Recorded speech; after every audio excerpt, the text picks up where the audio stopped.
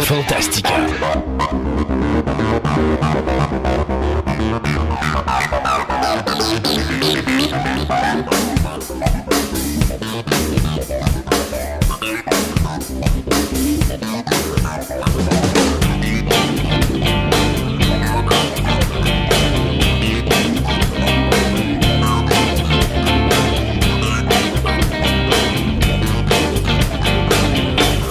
Bienvenue à vous tous à cette version abrégée de l'émission intitulée Fantastica.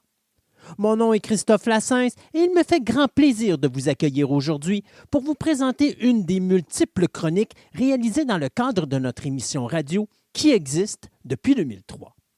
Fantastica est une émission radio diffusée sur le web dans laquelle je m'entretiens pendant plus de 3 heures avec de nombreuses personnes qui nous parlent de diverses passions qui occupent notre quotidien de tous les jours.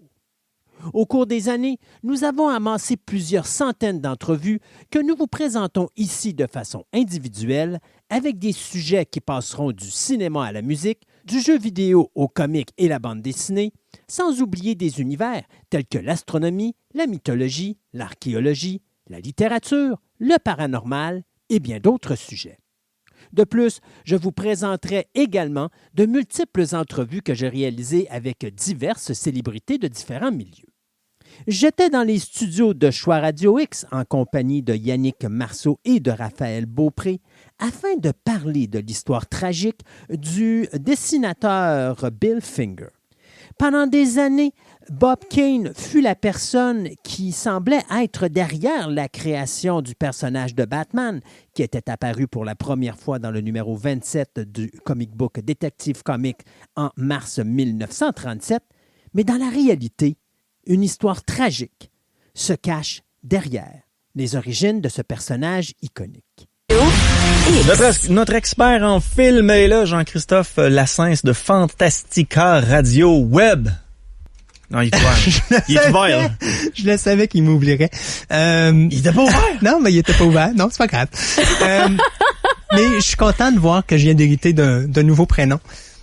Hein? Jean-Christophe. Ah, il t'a appelé. J'ai dit Jean-Christophe. Ah, j'ai même pas entendu. Mais je suis content, j'ai toujours un nouveau prénom qui se rajoute. Un jour, je vais finir, puis ça va prendre probablement toute la chronique. Est-ce que je peux t'appeler Pierre? Moi, tu peux faire ça. Ok, je vais t'appeler Pierre. Pierre qui roule n'amasse pas mousse. Mais aujourd'hui, on va ramasser autre chose que de la mousse. On parle de Batman. Yes. Mais à vrai dire, écoute, quand on dit aux gens, mettons, nommez-moi le prénom, mettons, du millionnaire qui interprète le personnage de Batman. Bruce Wayne. Moi, je suis pas un expert, là. Non, tu mais peux c'est me pas poser grave. des questions, là. Bruce si Wayne. Si je te dis, quel est le nom du sidekick de Batman, tu vas me dire? Robin. Si je te dis qui est le créateur de Batman, tu vas me dire? Je sais pas. La majorité des gens vont dire Bob Kane. Bob Kane? Parce qu'à chaque fois que tu lis un comic, c'est toujours marqué Batman créé par Bob Kane. Ah, ouais. T'es-tu déjà levé un matin et te faire dire que une partie de ta réalité et de ce que tu t'es fait dire pendant une grande majorité de ta vie, c'est un mensonge? Oui, oui. Chaque fois, je me regarde dans le miroir. Ouais. Ma mère me disait que j'étais beau. Mais c'est différent. Moi, je suis d'accord avec toi. Le matin, t'as toujours l'impression, quand tu te lèves, que tes illusions sont parties en poussière. Voilà. Écoute, je vais vous raconter une histoire tragique. C'est une poche. Allons-y. Mais je me dis, on peut pas parler de Batman sans parler de Bill Finger. Et Bill Finger est le véritable créateur de Batman. Et là, je vois tout de suite les gens qui se lèvent. Wow, qu'est-ce que tu dis là? C'est Bob Kane, le créateur de Batman.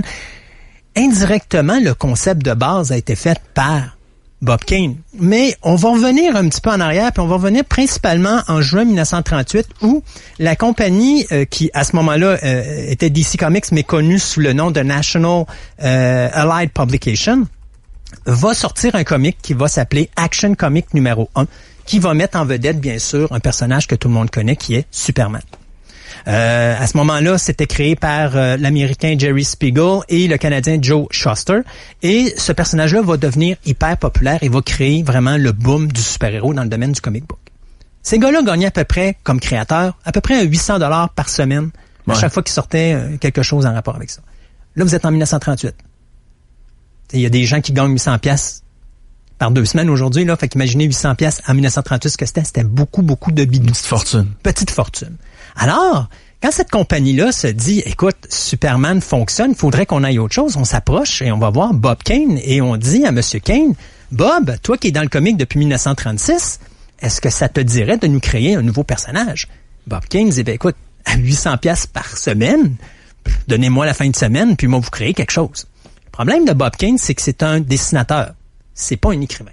Donc, même si sa vie serait en jeu, il serait pas capable d'écrire pour la sauver. Ça vous donne une idée de ce qu'était le personnage de Bob Kane. Donc, il s'en va chercher un gars qui travaillait dans ses studios qui s'appelait Bill Finger et il lui présente une fin de semaine un concept de base d'un personnage qui s'appelait The Batman. La raison pourquoi je dis comme ça, c'est parce que c'était vraiment B-A-T, trait d'union, M-A-N. Le personnage ressemble pas mal à Superman. C'est-à-dire, il est blond, il a un petit masque à la Robin, des ailes de métal, il y a un gilet qui est rouge, des shorts qui sont noirs et puis une petite ceinture jaune pour aller avec, bien sûr, la couleur de ses cheveux. Ça, c'est le premier Batman. C'était le Batman de Bob Kane. Il était blond. Il était blond. Ah ouais. Ah ouais. Au moins, il était pas roux. Non, mais son costume compensait pour... Ah, OK. Ouais, il était rouge. Voilà. Ceci dit, lorsque Bob Kane présente ça à Bill Finger, première réaction de Bill Finger, c'est de dire, bon, OK, d'abord pour commencer, si ce gars-là est un justicier de la nuit puis qui est supposé faire peur au monde, on est dans le trouble. Mais oui. Okay? Oui. T'as l'image devant toi, J'ai là. l'image devant moi, le petit blondinet habillé en rouge, Oh, oui, ça fonctionne pas, là. Ça fait vraiment dur. D'ailleurs, les ailes de métal, Bob Kane s'était inspiré de la fameuse machine qu'avait créée Leonardo da Vinci à l'époque, là. C'était de là que venait cette idée-là. Ceci dit, Finger lui a dit, écoute, voilà ce qu'on va faire. On va enlever le petit bandage à la Robin. Mais c'est sûr que Robin n'existait pas à ce moment-là, là, mais c'est juste pour que les gens puissent visualiser le bandage en question. Puis on va lui mettre une cagoule. Idéalement, il s'appelle le Batman. Là, Finger, lui, a ramené le nom en un seul mot. Puis il a dit, OK, on va le transformer en chauve-souris. Donc, on va faire une créature de la nuit. Donc, ça veut dire qu'il est habillé foncé, pas clair. Donc, on est arrivé avec la cagoule. On est arrivé avec la cape qui fait les ailes. On est arrivé avec des gants parce que notre Batman, ou plutôt notre Batman originel, n'avait pas de gants. Et on arrive aussi avec le logo, qui était pas là à l'origine, que Finger va créer. Et à partir de là, il ordonne ça à Bob Kane. Bob Kane, ça va dans les bureaux de DC Comics, présente ça, sans même le dire à Bill Finger qu'il avait présenté le produit aux gens de DC, qui était pas DC, mais qui était National Comics. Et eux autres ont dit, wow, OK, on embarque, on fait ça. Et Bob Kane va signer un contrat, sauf que le contrat est au nom de Bob Kane. Bill Finger n'est pas spécifié sur le contrat. Et Bob Kane ne va jamais dire à Bill Finger qu'il a signé un contrat avec la compagnie. Il va tout simplement serrer sa main et dire, écoute, j'ai fait l'entente, donc c'est mon nom qui va être sur le personnage, mais je vais te donner des montants d'argent de ce que je vais avoir pour compenser, et il y a eu une poignée de main, pas de contrat signé. OK. Est-ce qu'il a respecté sa parole? Jusque dans les années 60. Ce qui va changer la donne, c'est Batman 66.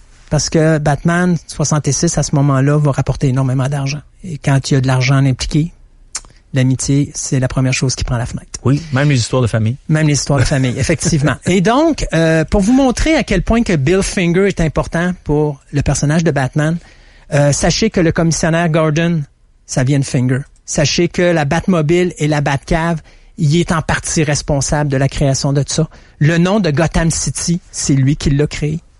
Il est en partie responsable de la création du personnage de Robin, parce qu'à l'époque, Bob Kane voulait avoir les origines de Robin exactement similaires ou pratiquement similaires à celles de Bruce Wayne et du Batman.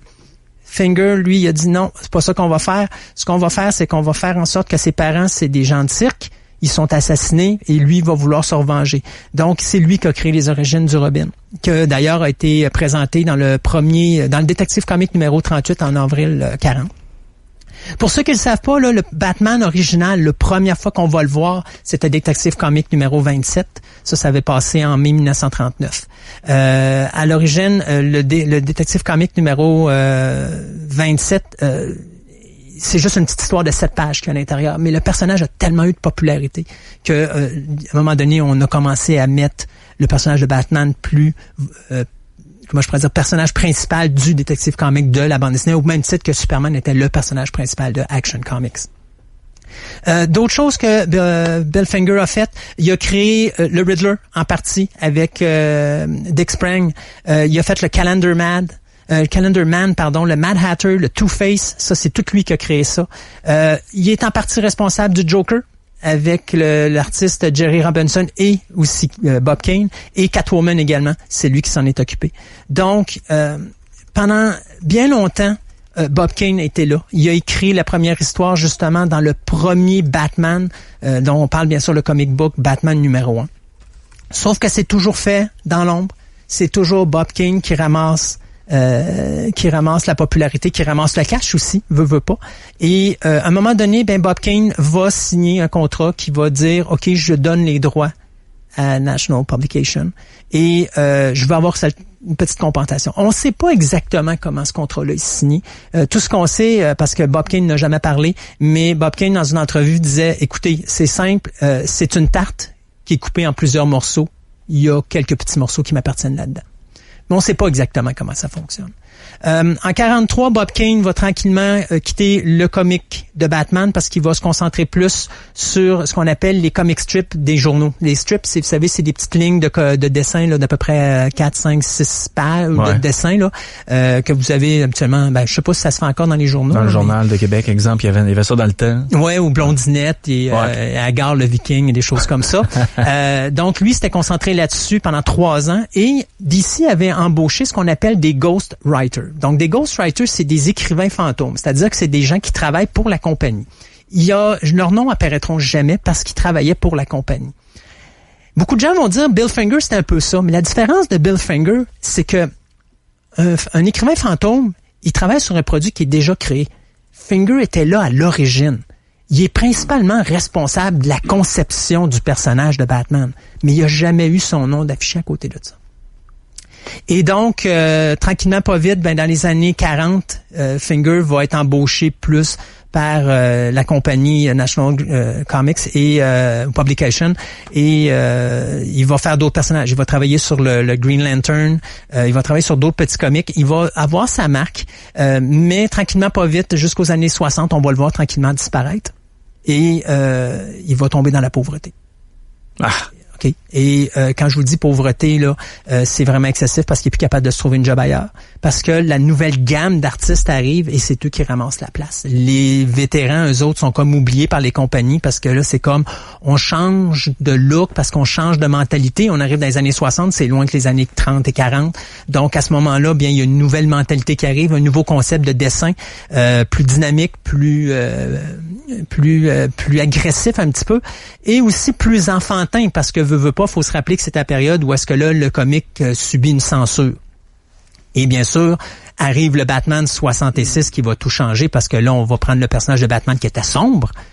Et parce que Batman, à l'origine, avec Finger, c'était un psychopathe. Et là, il devient le yo-yo qui fait la bad dance avec ses doigts et tout le patatlan. Et Batman était un psychopathe. Batman était un psychopathe. Je te dirais, le Batman 89 était probablement le Batman le plus proche de la réalité. Quand tu dis 1989? Oui, on parle de Batman de Tim Burton. Okay. Parce que justement, on allait avec un personnage qui était, tu sais, son objectif, c'était de faire le bien à n'importe quel prix. S'il doit éliminer le mal, il va le faire. Il n'y aura aucun remords. Puis d'ailleurs, il y a beaucoup de gens qui disent ouais, c'est poche parce qu'on le voit dans Batman vs Superman, à un moment donné, il y a des guns puis il tire sur le monde et tout ça. Je pourrais pas dire parce que j'ai pas lu les premiers Batman, mais c'était à peu près plus représentatif du Batman d'origine qui était un peu plus excessif, c'est-à-dire je vais éliminer le mal. Si je dois faire ça pour que le bien survive puis que les gens soient en sécurité, ça me dérange pas de le faire. C'est un virus, il faut l'éliminer. Donc on prend un antivirus puis on élimine. Ceci dit, alors que Bob Kane monte en popularité puis que là, il commence à avoir plein d'argent qui rentre pour lui dans les années 60 à cause de Batman 66, notre ami Finger, lui, descend. Et la tragédie là-dedans, c'est qu'à un moment donné, il y a, et on appelle ça officiellement le premier Comic-Con qui était à New York. Je dis le premier Comic-Con, c'est pas nécessairement le premier Comic-Con, mais c'est juste le premier Comic-Con où les artistes ont participé.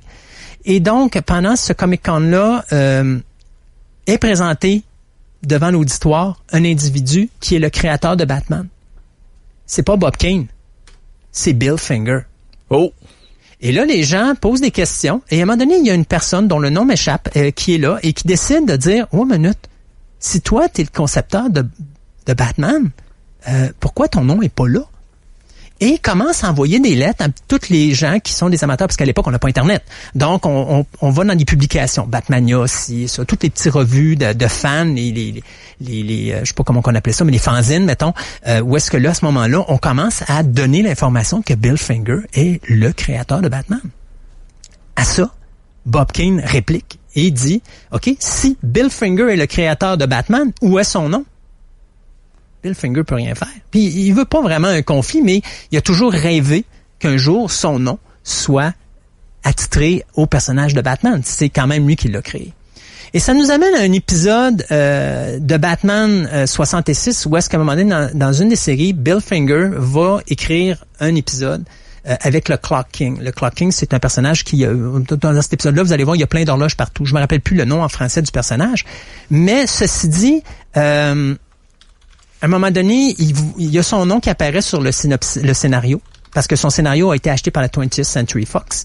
Et à un moment donné, il va voir le co-écrivain, puis il dit, j'aurais une faveur à te demander. Et le co-écrivain lui dit, quoi donc? Et il dit, est-ce que je pourrais avoir le premier billing, c'est-à-dire que mon nom apparaît en haut au lieu du tien? Et sachant l'histoire de Bill Finger, le gars dit, il n'y a pas de problème.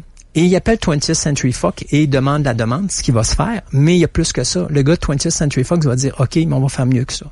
Et donc, ils vont aller chercher Bill Finger. Ils vont l'amener dans une maison dans laquelle il y a un gros écran. Et là, est présenté Batman en couleur, parce que lui avait une TV noir et blanc. Et donc, en écoutant ça, à un moment donné, t'as la séquence où est-ce que t'as le nom Bill Finger au début. Puis Bill Finger s'est mis à pleurer. Donc, il a enfin été reconnu pour ce qu'il avait fait. Non, il a été reconnu pour le scénario qu'il a écrit. Mais pour lui, c'était comme un début. Mais malheureusement, ça va être la seule fois de sa carrière qu'il va voir son nom à côté de celui de Batman. D'autres choses qu'il a créées dans l'univers de Batman, Ace de Bat-Hound, le chien de Batman, c'est lui qui l'a fait. Bat-Mite, c'est un genre de méchant qui est à peu près la grandeur d'un enfant, mais qui a un costume de Batman, mais qui est tout à l'envers, puis il utilise la magie. Il y a un personnage dans Superman que ça, mais en tout cas, c'est plein de lettres qu'on n'est pas capable de nommer le nom parce que c'est trop compliqué, parce que c'est un X, Y, c'est ça, là. Oui. Bon, c'est à peu près le même type de personnage, mais dans l'univers de Batman. Il a fait la deuxième incarnation de Clayface, c'est lui qui l'a créé, et il a créé la Batgirl originale, qui était Betty Kane, et non pas Barbara Gordon. En dehors de ça aussi, savez-vous que Finger a travaillé sur Superman? Il n'y a pas beaucoup de monde qui savent ça. Et encore moins de savoir que c'est lui qui a créé... il a créé, oui, le personnage de Lana Lang, qui était à ce moment-là la blonde de Superboy, mais que DC plus tard vont reprendre pour faire comme l'amoureuse de Clark Kent quand il était à l'école le plus jeune. Et c'est lui qui a amené dans le comic book pour la première fois la kryptonite. Kryptonite qui, à l'époque, on avait entendu dans les émissions radio, parce que vous savez, dans les années 50, les gens avaient soit la télévision ou encore, il y avait encore la radio parce qu'il n'y avait pas de télé, parce que ça coûtait cher quand même avoir la télévision à cette époque-là. Et donc, il y avait des téléromans à la radio. Et donc, il y avait un téléroman sur Superman et on avait présenté la kryptonite, l'arme pour détruire Superman. Lui, il l'a repris pour le comic. C'est lui qui l'a mis pour la première fois dans le comic book. Bill Finger va mourir en 74 dans la pauvreté. Vous voulez savoir jusqu'à quel point il était pauvre? Il y avait 3 notices sur sa porte de chambre pour dire qu'il allait être expulsé parce que son loyer était en retard. Et, il n'y avait plus rien. Il n'y avait plus rien. Et il venait de recommencer à travailler. Il venait d'apporter son premier scénario et il avait décidé de travailler durant la fin de semaine pour écrire le 2e et le 3e pour d'autres histoires. Et c'est son meilleur ami, à un moment donné, qui reçoit un appel pour dire, écoute, on n'a pas de nouvelles de Bill, qu'est-ce qui se passe? Et il va cogner à la porte et finalement, il y avait une clé, donc il rentre. Et puis, Bill est couché devant sa télévision, sur son fauteuil. La télé est ouverte, mais il y a juste de la neige et puis il s'en va le bouger. Puis finalement, il se rend compte que Bill Finger est décédé. Ce qui est encore plus dramatique là-dedans, c'est de savoir qu'un an avant, Bob Kane avait rencontré Bill Finger. Bob Kane savait que Bill Finger était pauvre puis qu'il avait des problèmes. Il a jamais essayé de l'aider. Il a jamais essayé de l'aider. Il a jamais même proposé de l'argent ou quoi que ce soit. Les seules fois que les gens ont dit « Ouais, mais t'aurais pas pu aider Bill Finger à avoir son nom », il a dit « Il y avait rien que je pouvais faire ». Et pourtant, en 89, au moment où le film de Batman est sorti de Tim Burton, il y a un livre qui est sorti qui s'appelle Batman and Me. qui est pas un film, mais je dirais un livre dans lequel on raconte l'histoire de Bob Kane. Et là-dedans, il dit à un moment donné qu'il avait dit à son épouse, la seule chose que je regrette le plus dans ma vie, c'est de pas être capable de revenir en arrière puis de signer le nom de Bill Finger sur la création et sur le contrat. C'est toujours facile à dire là, après, là, mais il l'a quand même laissé crever là, en pauvreté. Mais savez-vous quoi? Rappelez-vous de ce que je viens de dire. C'est hyper important. Parce que il y a il faut dire qu'en 1998, Bob Kane va mourir à l'âge de 83 ans. Et sur sa pierre tombale, bien sûr, c'est toujours dit comme quoi c'est lui qui est... Il y a lui et Dieu qui ont créé Batman. Il n'y a rien d'autre, OK? Il y a un auteur qui s'appelle Mark Tyler Nobleman qui, en 2008, avait écrit un roman, une nouvelle qui s'appelait...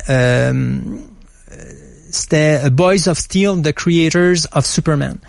Ça, c'était un livre qui racontait l'histoire de, justement, Shutter et Siegel pour justement expliquer toute l'histoire de ces deux gars-là, comment ils se sont battus pour avoir leur droit d'auteur et tout le patatlan. Parce qu'il faut se dire qu'à un moment donné, dans les années 60, le nom créé par a disparu, mais il est revenu dans les années 70 parce que justement Siegel et Shuster ont eu le droit avec le créateur de Wonder Woman d'avoir leur nom d'identifié et donc c'est à partir de ce moment-là que Bob Kane a eu son nom créé, Batman créé par Bob Kane à toutes les comics.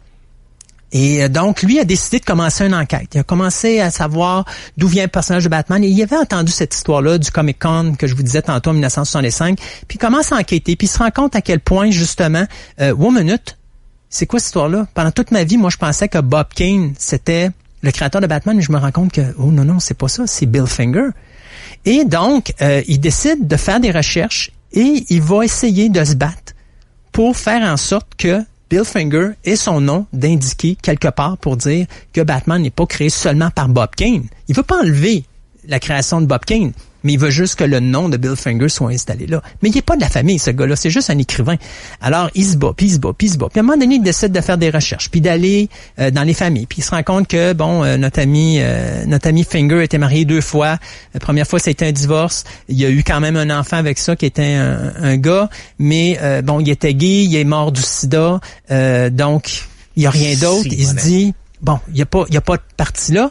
Puis à un moment donné, il s'en va ailleurs et en allant là, il se rend compte qu'il y avait une deuxième femme dans sa vie. Et en allant avec cette deuxième femme-là, tombe sur d'autres noms. Et à un moment donné, il revient à un endroit où est-ce qu'il va tomber sur une certaine Athéna, qui est la fille de Fred. Le fils en question de Bill Finger. Qui était gay? Qui était gay, mais qui avait été marié. Avec une femme. Puis qui avait eu une fille. Ah ouais. Et qui avait une fille. Mais qui apparaissait c'est rempli de rebondissements. C'est incroyable. Et donc, il approche cette femme-là pour lui dire, écoute, est-ce que tu connais Bill Finger? Est-ce que tu es la petite fille de Bill Finger? Et elle répond, Oncle Bill. Pas l'oncle Bill, mais mon grand-père Bill, oui. OK, ton grand-père Bill. Et donc, ils font un rendez-vous et ils commencent à parler ensemble et tout ça. Et à un moment donné, il va lui présenter des images de son père à elle, qui était Fred, justement, qui a eu une entrevue pareille avant que celui-ci ne meure. Et elle part en pleurer parce que là, on apprend que quand il est mort du sida, elle avait quand même un jeune âge et qu'à un moment donné, elle a jamais pu faire un closing avec son père. Okay. Elle a jamais pu faire ça. Fait qu'il y a eu toute une dramatique familiale qui est sortie de ça, de cette situation-là. Donc, lui parler la dernière fois pour régler tout ce qu'il avait réglé, des petites chicanes qu'il pouvait peut-être y avoir. En réalité, c'est juste non, parce que lui, tout ce qu'il venait faire, c'était juste dire, écoute, voilà ton héritage. Ouais. Maintenant, qu'est-ce que tu vas faire avec? Et là, il se rend compte qu'il y avait un gros drame dans la famille. Et donc, cette femme-là, sur le coup, dit, écoute, c'est beaucoup d'argent, c'est une grosse compagnie, j'ai aucune chance de gagner contre ça m'intéresse pas vraiment. Finalement, ils vont continuer à dire, écoute, qu'est-ce que tu préfères? Est-ce que la legacy des Fingers, c'est juste de dire qu'on sera jamais, on n'aura jamais ce qu'on doit avoir, c'est-à-dire on va se laisser piler dessus. Pas piler dessus, mais avoir la reconnaissance de la création qu'on a faite. Ouais. Est-ce que c'est ça que vous voulez avoir comme legacy dans la famille Finger? Et finalement, elle a décidé de se battre. Et à un moment donné, au début, bien sûr, là, on est rendu avec DC Comics parce que DC Comics a été créé en 77. Ben, pas créé, mais je veux dire, le nom a été créé en 1977. Puis après ça, Warner Brothers a racheté en 89. Et à ce moment-là, on va voir Warner Brothers. Et Warner Brothers, tranquillement pas vite, vont faire tout simplement des rencontres, genre de dire, ben écoute, oui, on va t'amener sur les ouvertures de films, on va t'amener dans des parties, on va t'amener ça, on va t'amener ça, on va te donner des petits chèques. Sauf qu'à un moment donné, arrive un film de Christophe Nolan et même pas c'était The Dark Knight et à un moment donné ou The Dark Knight Rises pardon. Donc le dernier film de la trilogie de Christopher Nolan et à un moment donné elle reçoit une lettre en disant on voudrait que tu signes comme quoi que tu libères tes droits sur le personnage de Batman. Et là elle a dit non, ça marche pas comme ça là. Puis là bien sûr c'est se dire j'ai pas les moyens financiers, je suis une femme qui élève un enfant tout seul. Qu'est-ce que je peux faire? Sauf que son ex-belle-sœur est une avocate et elle dit, ben écoute, on va faire de quoi là-dessus. Et à un moment donné, bien, rappelez-vous tantôt quand je vous disais que notre ami Bob, dans son livre de Batman et moi, a dit, si je pouvais revenir en arrière et mettre le nom de Bill sur la ligne, je le ferais volontiers, c'est revenu. Et donc, avant d'aller en cours, bien sûr, cette avocate-là est allée voir les gens de DC Comics.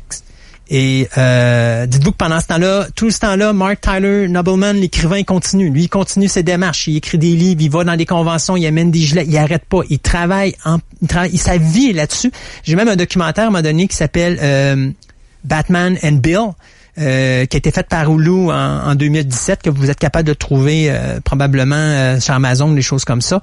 Et à un moment donné, lui, il s'en va dans les conventions puis il pose des questions, les mêmes questions que je vous ai posées au début tantôt. Vous connaissez le bras droit de Batman, vous connaissez.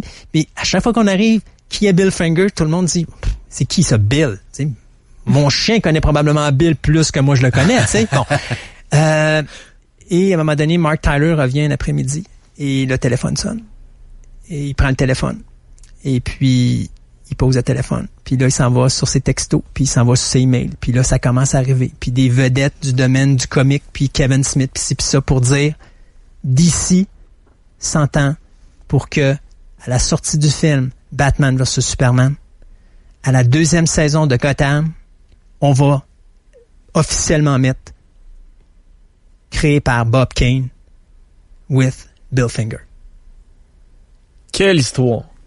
Et ceux qui sont des amateurs de comics, vous saurez aussi qu'en même temps que Batman and Robin Eternal numéro 3 et Batman Arkham Knight Genesis, ce sont les 2 premiers comics où on peut voir Batman created by Bob Kane with Bill Finger. Et donc Bill Finger, malgré tout ça, a quand même une belle fin comme conclusion. Oui, effectivement.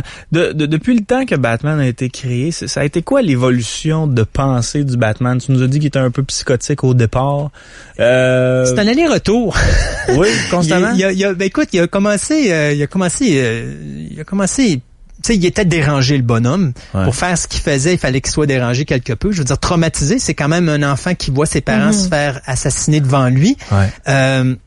Donc, il est aussi dérangé que les criminels qui l'arrêtent, mais c'est un génie. Et c'est sûr que lui, la chance qu'on a, c'est qu'il est du bon côté. Peut-être la raison pour laquelle Batman est si populaire, OK?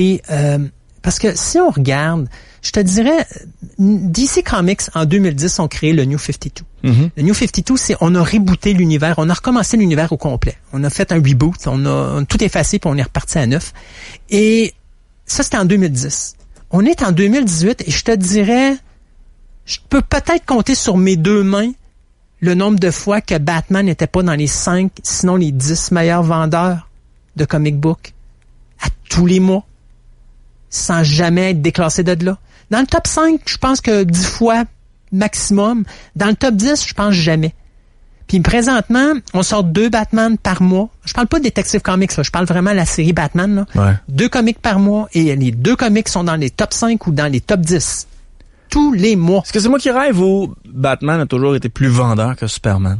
Il y a toujours... par son côté sombre, par son côté... Au début, Superman a été meilleur vendeur. Ah oui? Mais à un moment donné, parce que Batman est un être humain sans pouvoir, ouais, comme toi puis moi, puis que ces super-héros sont beaucoup plus terre à terre. Donc, il n'y a pas de Doomsday ou tout ça. C'est le Pingouin, c'est le Riddler, c'est le Joker. Ils ont pas de pouvoir. Catwoman n'a pas de pouvoir. C'est des gens avec des habilités supérieures ou une intelligence supérieure, mais qui ont juste un costume qui est différent. Et donc, par le fait même, les gens peuvent se rapprocher beaucoup plus du personnage de Batman. Au même titre que pour Marvel Comics, je te dirais, Spider-Man est probablement le Batman de DC.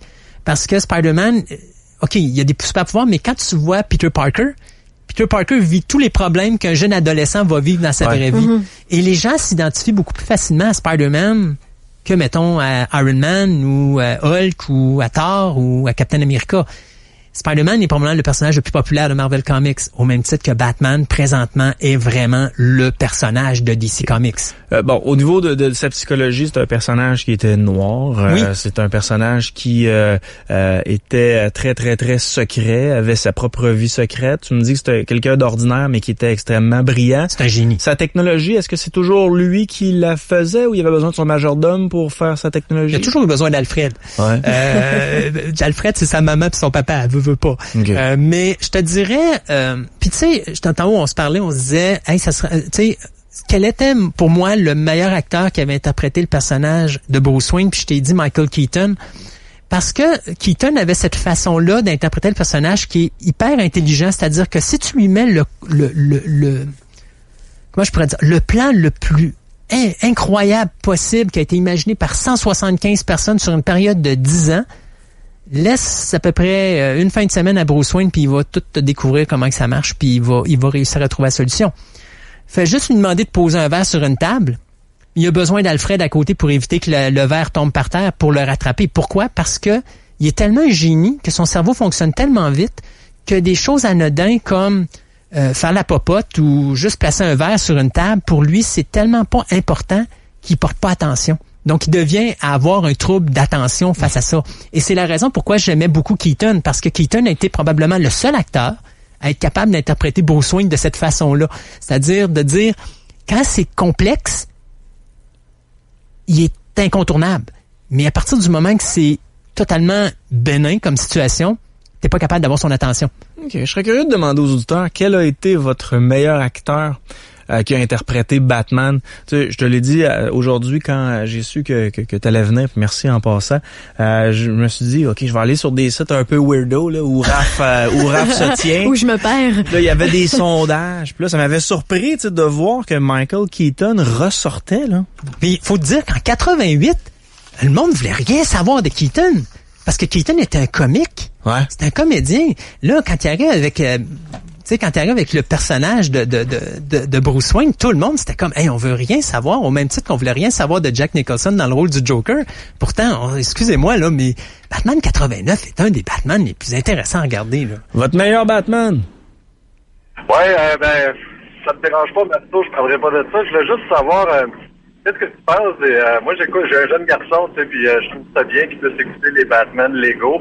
Ouais. Ce que j'aime avec les Batman Lego, c'est qu'ils font souvent allusion à ça, à la compétition entre Batman. Ouais. En fait, est-ce que vous avez un personnage, un comédien qui a incarné Batman qui vous a marqué? Un personnage qui m'a marqué de Batman? Ben, un acteur qui vous a marqué, qui a interprété Batman? Ah non, ben là, il y avait la vieille série, je pense que c'était Adam West. Adam West nous a tous marqués aussi.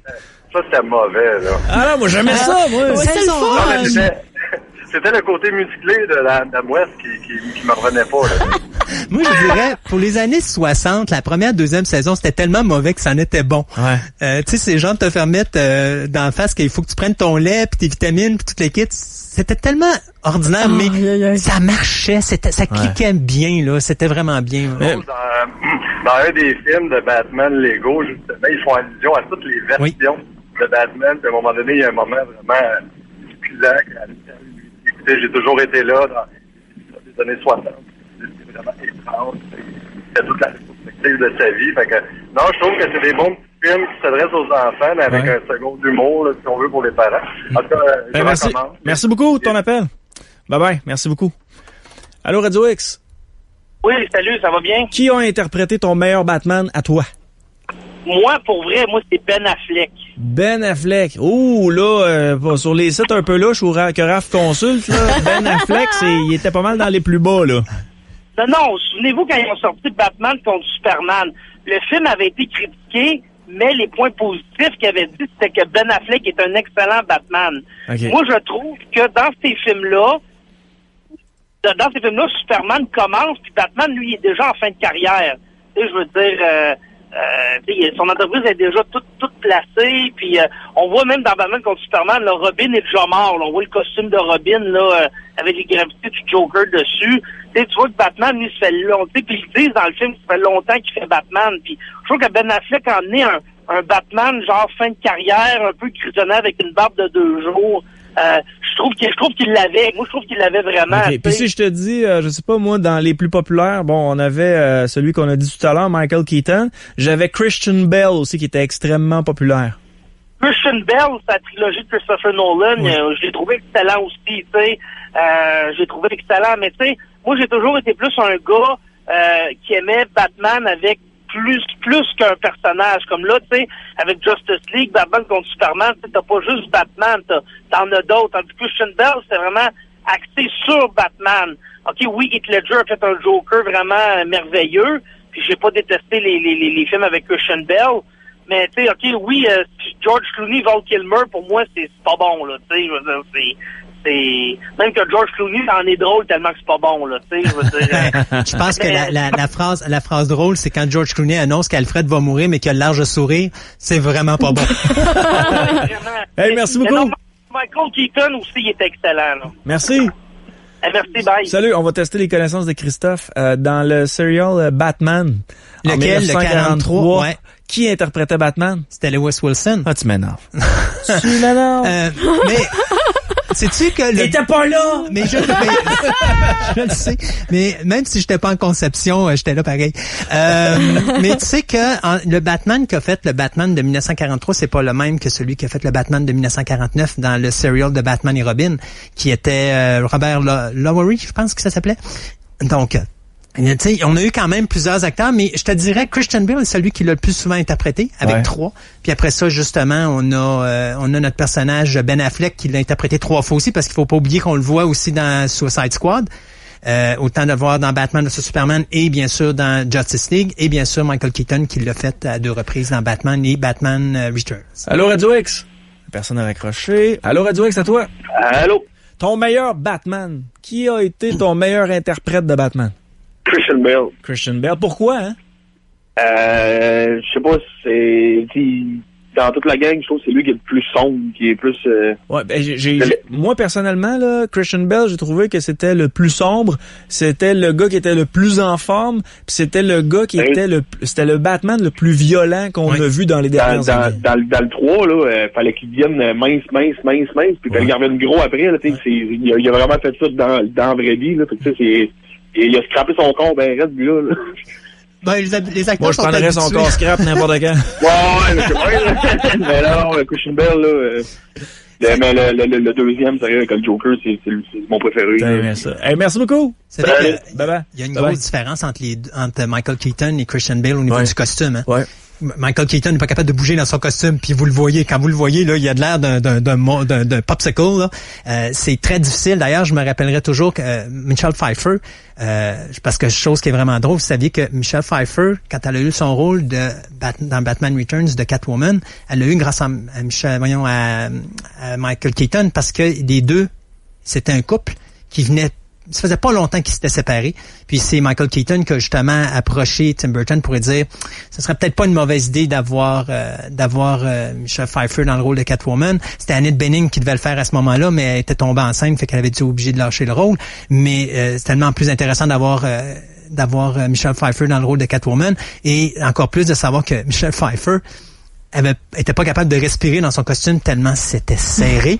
Alors, les complications, pis ça, c'est une autre des raisons pour lesquelles je trouve que les Batman des années fin 89 là, et 92 sont vraiment, pour moi, des beaux classiques, parce que quand vous voyez ce qu'ils avaient comme technologie pour faire les costumes, puis voir à quel point qu'ils étaient pognés dans leurs costumes, écoute, c'était incroyable de voir la qualité de film qu'on a eu quand même, là, parce que ça paraît pas trop. Puis l'auditeur qui m'a parlé d'Adam West me rappelle tellement des beaux souvenirs où tu voyais Robin puis Batman grimper sur un édifice. Tu voyais clairement qu'on avait juste changé l'image de bord. Oui. On avait juste mis l'image de côté. Fait qu'eux autres, là, ils faisaient semblant. Tu sais, dans le fond, ils marchaient en petit bonhomme.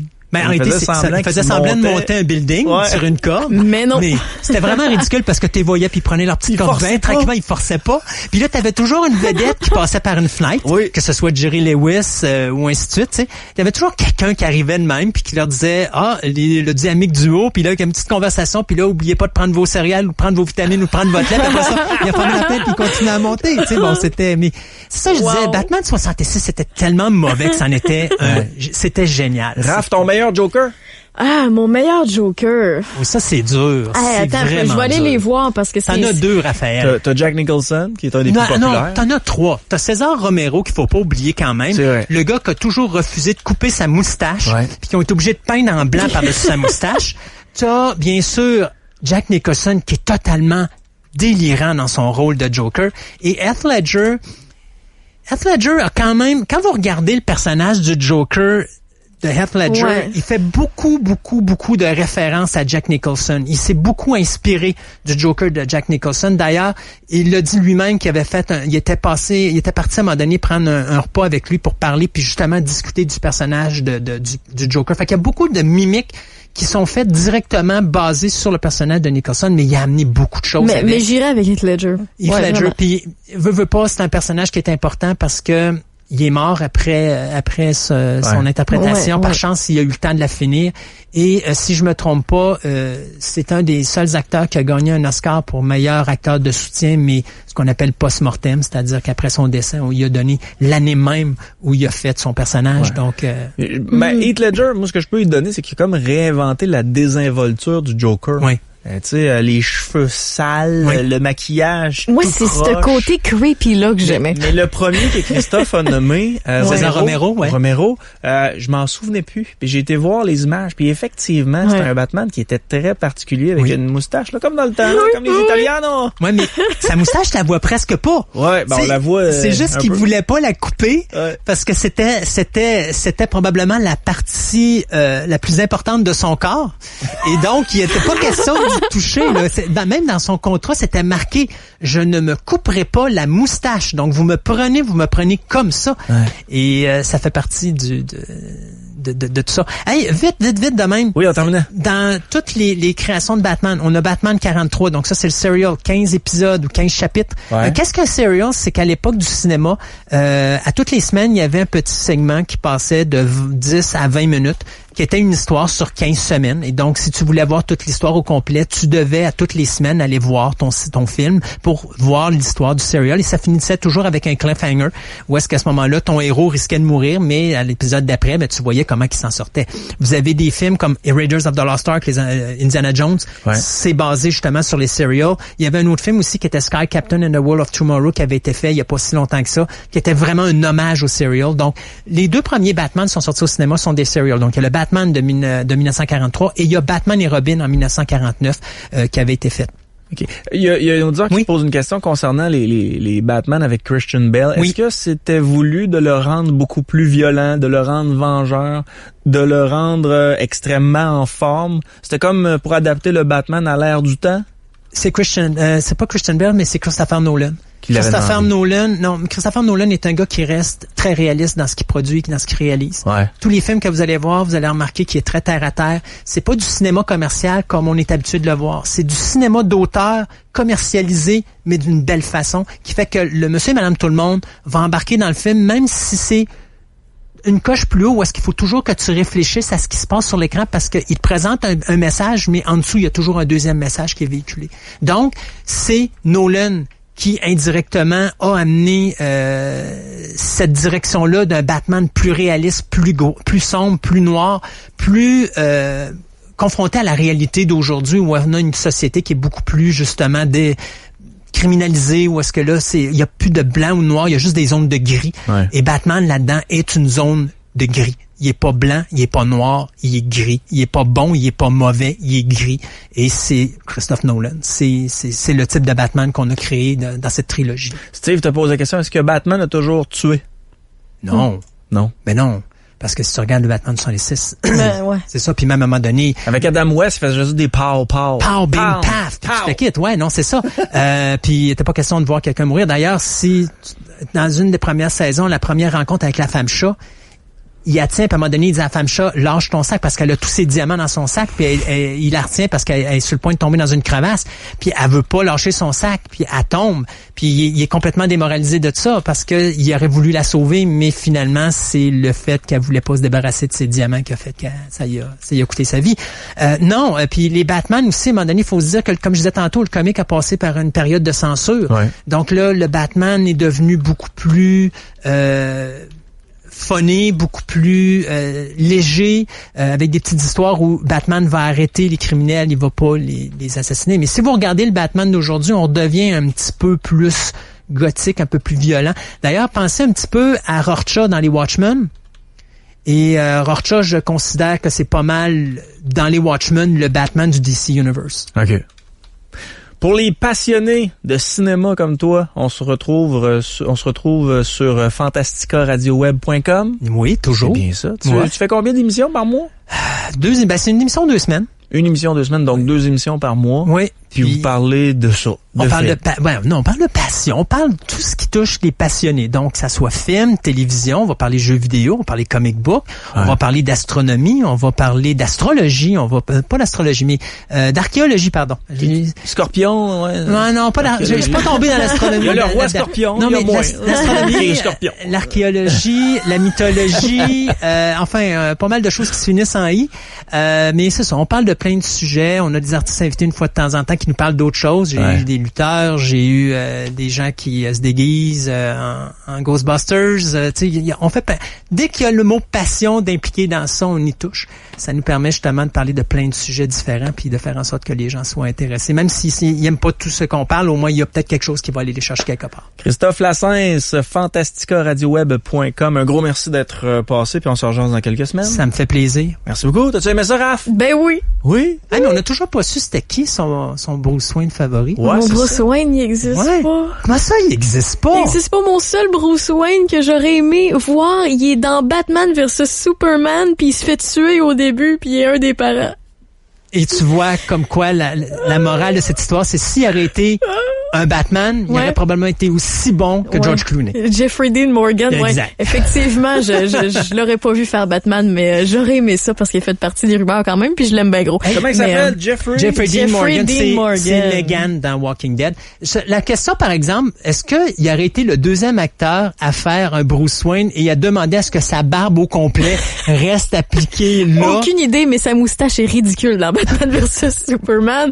Mais c'est lui que tu voulais comme Bruce Wayne? Non, ça c'est son rêve. Non, c'est mon rêve qui me tienne la main dans un champ de pétales. Tu regardes ce gars-là pis tu dis, moi je le vois en collant ce gars-là. C'est ça? Mais j'irais Michael Keaton. J'irais avec la grosse vague. Ouais. La voix. Malgré que. Oui. Pourquoi ils ont commencé à changer la voix? C'est Keaton. Pourquoi? Ben, OK. Parce qu'à un moment donné, tu te rends compte que les Batman, ils parlaient comme ça. Oui, mais écoute, soyons honnêtes, OK? Je suis un tout petit. Moi, j'étais à la télévision. J'ai même pas 10 ans, là. Puis à un moment donné, je vois Bruce Wayne, puis j'entends parler Adam West, puis après ça, je le vois en Batman, puis j'entends parler Adam West, puis à un moment donné, je suis là, puis je me dis, y a-tu quelqu'un qui se rend compte que c'est le même personnage? Le Père Noël, chez nous, il parlait comme mon père. J'ai jamais su que c'était lui. Gordon passe la moitié de sa journée avec Bruce Wayne, puis il passe l'autre moitié de sa journée avec Batman, puis il est pas capable de voir que c'est le même individu avec sa voix.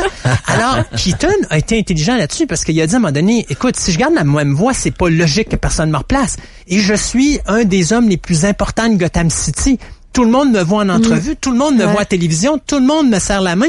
Si je garde la même voix, ça n'a pas de bon sens. Et donc, de changer la voix, c'était primordial pour garder son identité secrète. T'as pas le choix, là.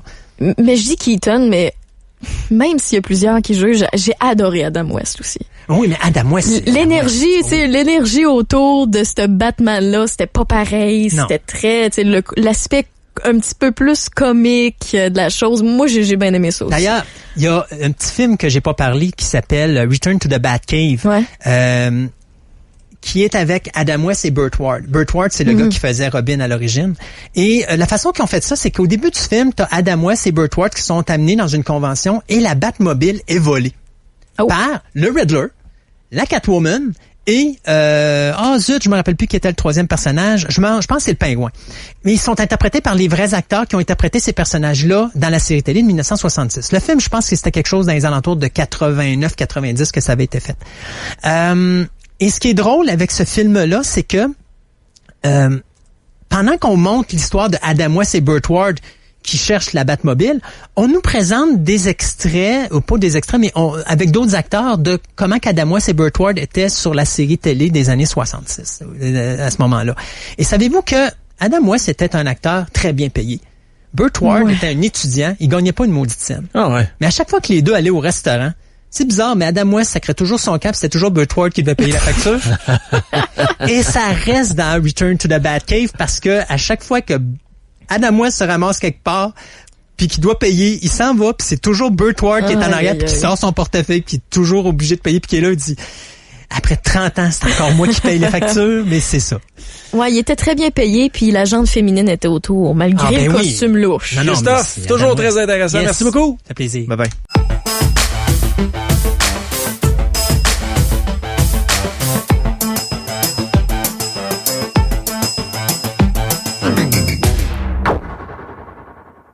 C'est déjà tout pour cette émission abrégée de Fantastica. Si vous désirez nous suivre, vous pouvez écouter notre programme de 3 heures qui est diffusé une fois ou 2 semaines, et ce, en vous inscrivant gratuitement à notre page Facebook de Fantastica Radio Web afin de connaître les dates de diffusion des nouvelles émissions.